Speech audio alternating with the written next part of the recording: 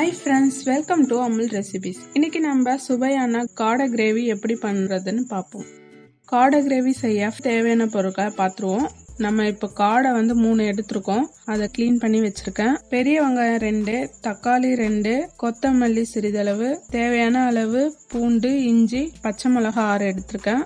தனியா, சீரகம், சோம்பு, காய்ந்த மிளகாய் இதை எடுத்து நான் வறுத்து அரைச்சிக்கிறேன். ஃபஸ்ட்டு நம்ம அடுப்பை பற்ற வச்சுக்கலாம். அடுப்பில் கடாயை வச்சிடுறேன். இதில் நான் ஒரு 4 ஸ்பூன் எண்ணெய் ஊற்றுறேன். இப்போ எண்ணெய் காஞ்சிடுச்சு. நான் கடுகு போட்டுக்கிறேன்.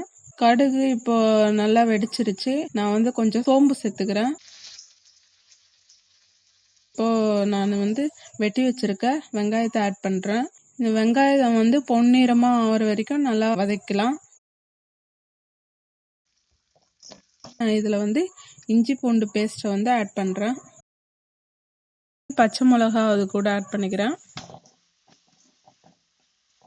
இப்போ நான் வெட்டி வச்சிருக்க தக்காளியை சேர்த்துக்கிறேன். தக்காளி நல்லா சாஃப்டாக வெந்து வர வரைக்கும் நல்லா வதக்கலாம். இது கூடயே நான் மசாலா பொருட்களையும் சேர்த்துறேன். மஞ்சத்தூள் சேர்த்துக்கிறேன். இப்போ மிளகாத்தூள் ஒரு பெரிய ஸ்பூனில் ஒரு 3 ஸ்பூன் அளவு சேர்த்துக்கிறேன். நீங்கள் எவ்வளோ கறி எடுத்துருக்கீங்களோ அதுக்கு தேவையான அளவு மிளகாத்தூள் உங்களுக்கு காரத்துக்கு ஏற்ற மாதிரி சேர்த்துங்க. இப்போ எல்லாமே நல்லா மிக்ஸ் ஆகிடுச்சு. நான் வெட்டி வச்சுருக்க கறியை ஆட் பண்ணிக்கிறேன். கறியை சேர்த்து நல்லா நம்ம வதக்கிக்கலாம். இப்போ நம்ம காடை கிரேவிக்கு தேவையான தண்ணி ஆட் பண்ணிக்கலாம். இது ஒரு 1/4 மணி நேரம் நல்லா கொதிக்கிட்டோம். இப்போ நல்லா கொதி வந்துருச்சு. நான் அரைச்சி வச்சிருக்க இந்த மசாலா தூளை சேர்க்குறேன். இந்த மசாலா தூள் நான் தனியா, சோம்பு, சீரகம், காஞ்ச மிளகாய் இதெல்லாம் வறுத்து அரைச்ச மசாலா பொடியை சேர்த்துக்கிறேன். இந்த மசாலா இந்த கிரேவிக்கு நல்லா டேஸ்ட்டை கொடுக்கும். நல்லா கிரேவி திக்காயிட்ட உடனே மிளகு தூளை ஆட் பண்ணுறேன். இது கிரேவிக்கு நல்ல ஃப்ளேவரை கொடுக்கும்.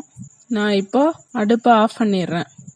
இப்போ நம்ம காடை கிரேவி ரெடி ஆயிடுச்சு. ஓகே ஃப்ரெண்ட்ஸ், நீங்களும் இந்த காடை கிரேவியை வீட்டில் ட்ரை பண்ணி பாருங்கள். ட்ரை பண்ணி பார்த்துட்டு எப்படி இருக்குன்னு கமெண்டில் சொல்லுங்கள்.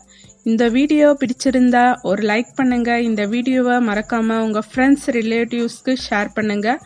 அடுத்த ஒரு நல்ல ரெசிப்பியில் நான் உங்களை சந்திக்கிறேன். நன்றி, வணக்கம்.